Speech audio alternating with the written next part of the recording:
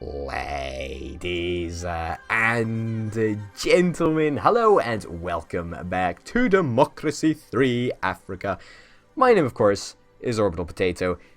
In the last episode, we did a whole bunch of stuff. We ended HIV/AIDS. We somehow managed to start a real estate bubble. Oh, it was great fun. It was really, really good. We're looking to end this brain drain. We've adjusted income tax slowly but surely to make sure that it goes eventually below this stop trigger. And I feel that by reducing it by an extra billion or so, we will eventually get to that level. So that is super, super, super good to see. Also, probably worth noting that once this brain drain does actually end, we can probably increase income tax by around about 5 billion and still be within this, within this stop trigger, start trigger area. So I think we'll probably end up doing that.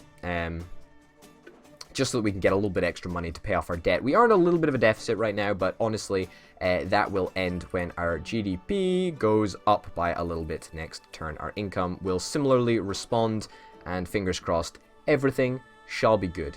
Our credit rating is not great. Our debt interest is not great. 12.7%. Fingers crossed that should go down because we're paying it back slowly but surely, albeit. But hey. Membership of socialism people. That's right. Membership of the socialist class is slowly but surely increasing. We're trying to tailor all of our policies so that they, specifically increase membership in socialism. And, that is sort of our goal. That is the goal of our government. We want to propagate socialism. So we're going to do it. What do we want to do? We will deport these people because patriots are not super happy with us. Also, who hates us? Nobody hates us. Oh my goodness. It's so good when nobody hates you. It really, really is. Also, how is internet crime coming along? We introduced intelligence services as well. That should take a real chunk out of internet crime. Fingers crossed it actually works. Okay, next turn. And we're in surplus. Immigration scandal. Nah, it doesn't really matter. Everything is green. Holy shit. Everything is green, including our GDP, which is awesome. That's really, really good. Our credit rating... Did it just say our credit rating is worryingly B? I think credit rating being worryingly B is a scandal. The credit rating is not bad. That's what we need. Look, our credit rating is worryingly B. We need to fix this through growing our GDP, lower expenditure, or higher taxation. Well, thank you for that, game. That's real nice of you to let me know. But honestly... everything is looking gravy, baby. It really, really is. How is this not ended?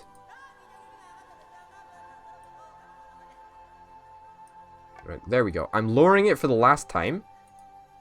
After this brain drain ends, we are going to bump up income tax to, make us like 25 billion.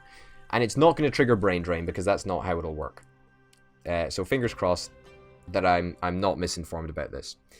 Who knows? Who knows, though? But we really do need this increase to GDP and productivity, which is not super high ever since we got rid of labor laws. My bad. Sorry, guys. Have to do it, socialist and all that. I have to do it. I have to keep the best interests of my, my voters happy. Membership of socialism is going to start to take off pretty quickly, I think, actually.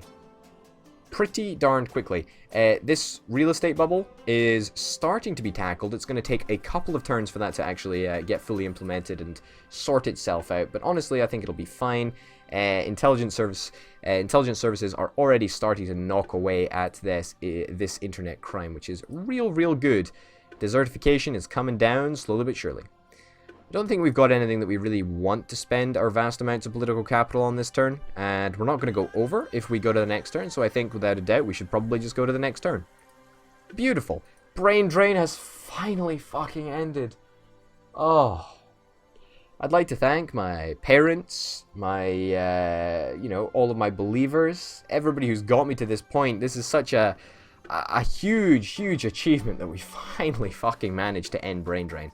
And with that, we should be fine for income. Or next turn we'll be fine for income. But let's bump up you to like 24 billion. Yeah. I'm sorry, but we have to do it. We literally need to do it. And that's going to sink quite a lot of our political capital down the drain.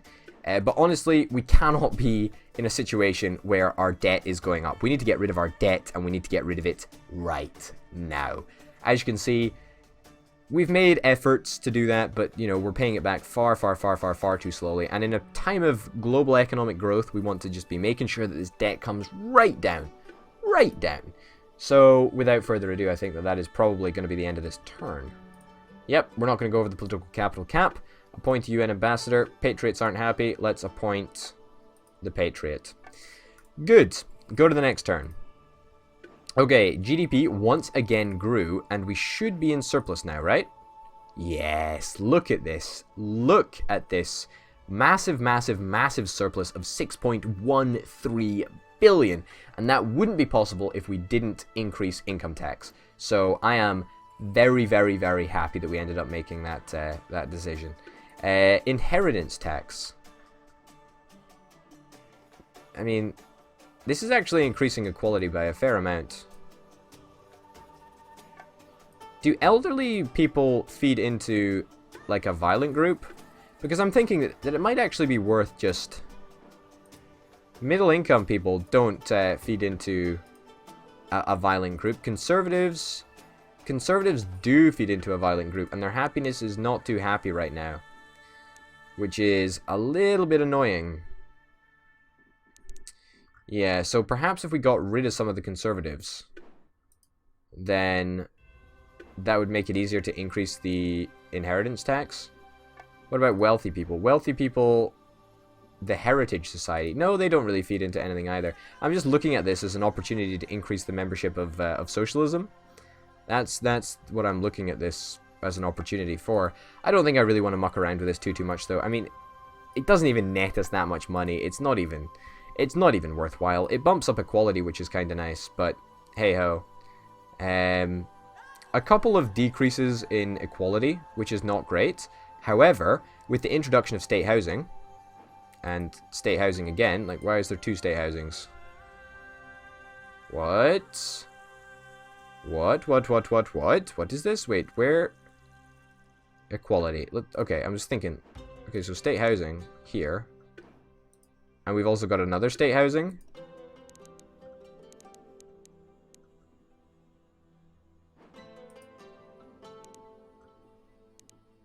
Okay. Oh, so apparently state housing gives a double boost to equality. That is almost certainly a bug. And I will actually report that to the developer. Believe it or not, that is definitely a bug. Because I've not changed anything in this game. It is completely vanilla. Very, very interesting. So, folks, if you're playing at home, then introduce your state housing policy right now if you want a double boost to equality, because this is almost certainly going to be patched out in an upcoming update for certain. I can almost guarantee you. This water shortage, how is this water shortage looking? It ain't looking too good. Environment ain't looking so hot right now, unfortunately. Car usage is still very, very, very high. That's a shame, actually, because I imagine that the time that the environment was actually the best was when... No, the environment wasn't really the best when there was... I'm just trying to see if, like, the best time, or the best that the environment has ever been, coincides with the petrol protests. It's a little bit annoying. Obviously, as GDP does go up, environment does go down, which is a little bit annoying, and the low environment does contribute to the water shortage, which is annoying. Endangered species, apparently, we are completely fine for increasing tourism by 60%. That is awesome. That is really, really cool. I like that a lot.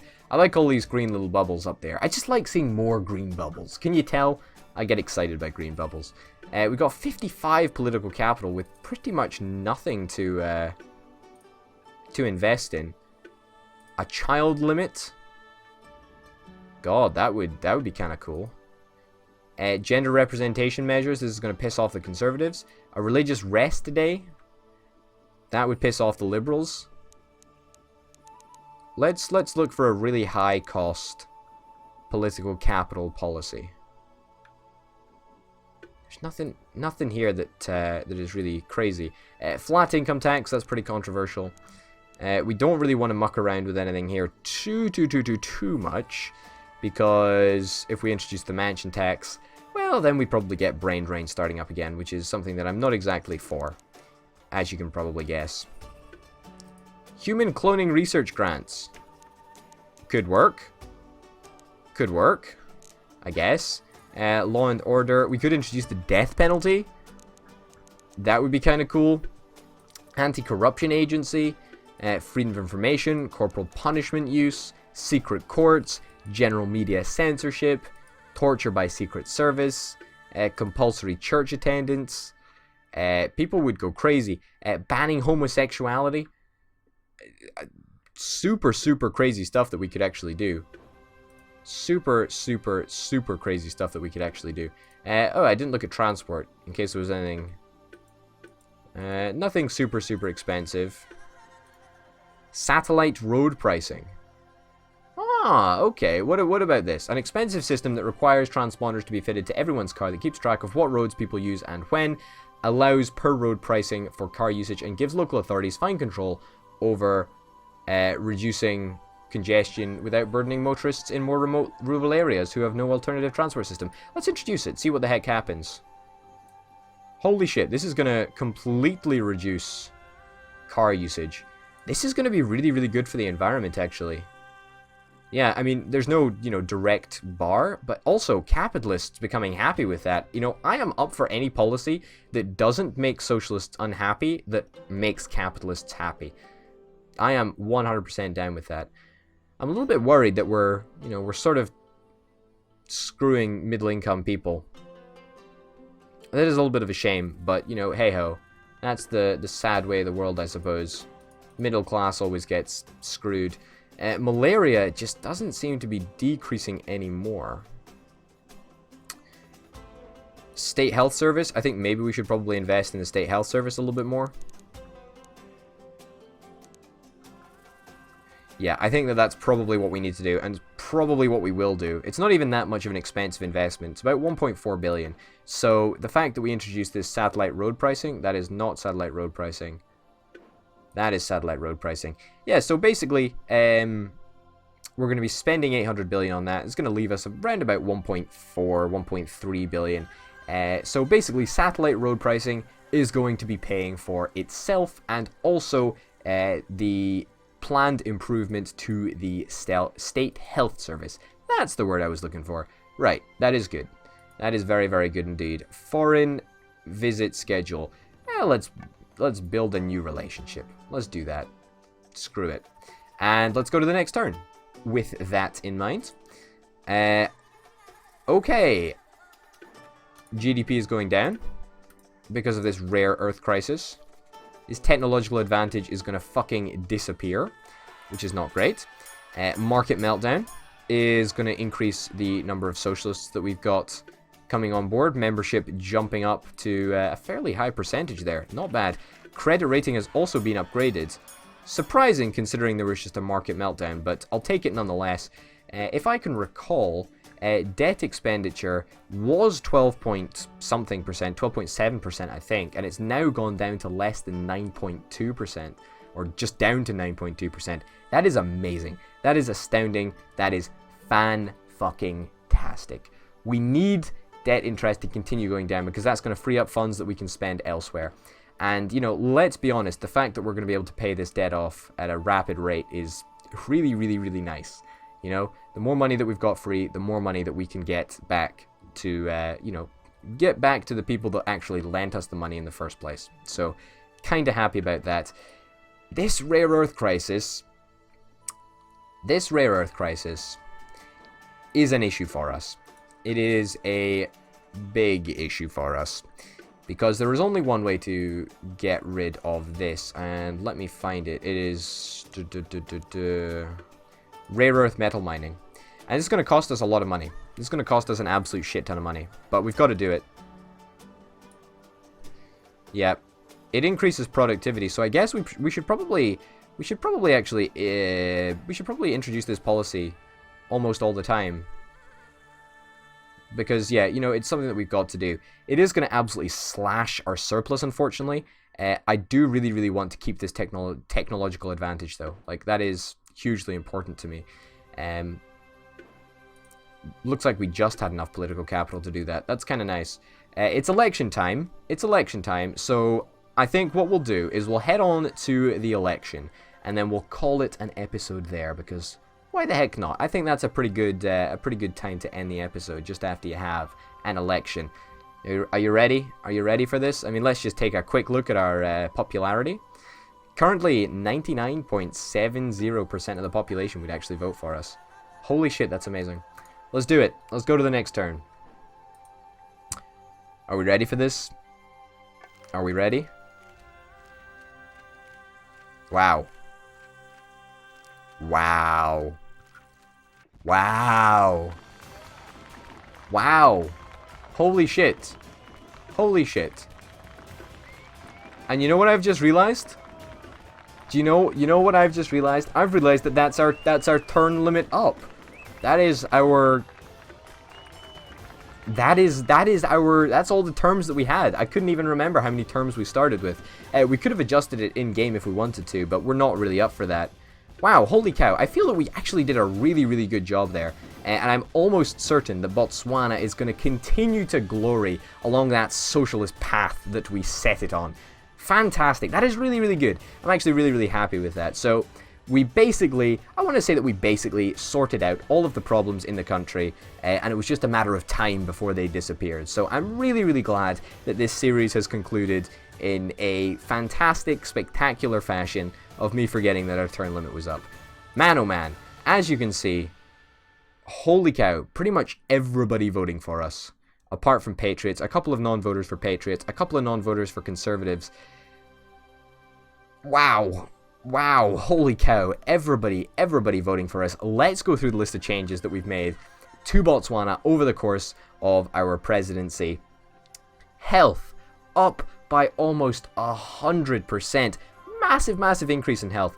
Education, up 50%. Education was actually pretty good when we started, so that is a very strong improvement for us. Very happy with that. We also managed to end HIV/AIDS in our time as president, so can be very happy about that. Crime super duper low, absolute lowest levels that it's ever been. Violent crime also super low. Education at the very top. Health basically at the very top. Environment. The environment is on course to getting better. It's not exactly where we want it to be quite yet, but I'm sure that the next government will be able to make the environment exactly what we want it to be. The working week has actually come down by 60%. Ever since we adjusted those labor laws that are oh so important to our socialist values. Technology up by 45%. Thankfully, we're never actually going to see the technological advantage ending, because, you know, the game ends. But that would end. But, you know, we've introduced a policy, that is rare earth metal mining, to counter the effects of the fact that we're running out of rare earth for our technological gadgets and gizmos. Bus usage is up, fantastic. Rail usage down, not so excited about that. Car usage also down. Car usage is probably going to go way down thanks to the introduction of this satellite road pricing. So that in turn is going to help the environment, which is really nice.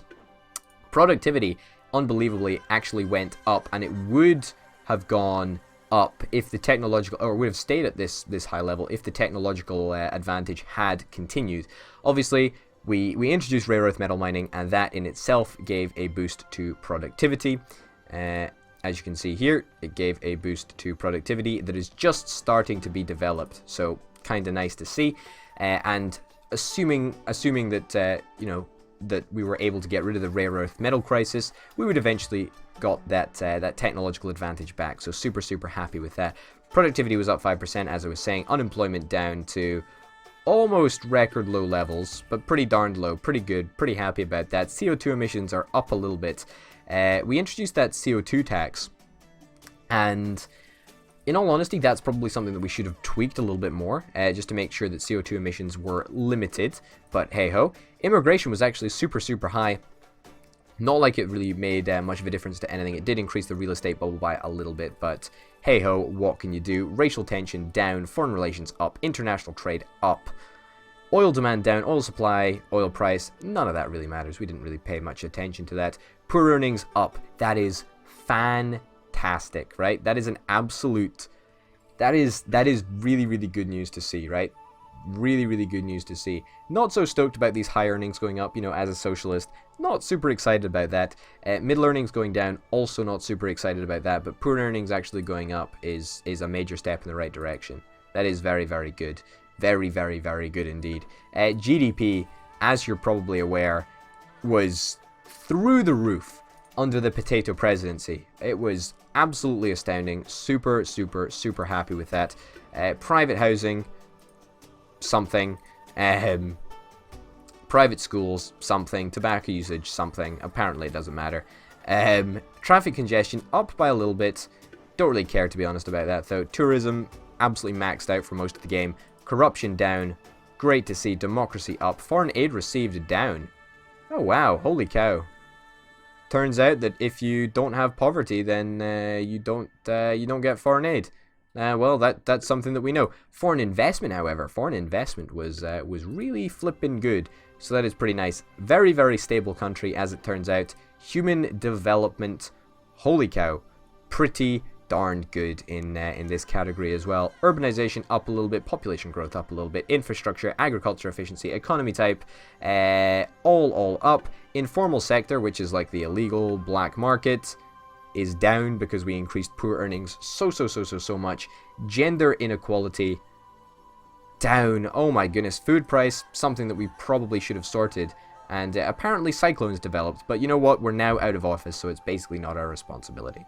Average temperature up a little bit, so not super excited about that, but you know, what can be done? Mostly it was due to the year, you know, just increasing, which kind of sucks a little bit, but hey ho.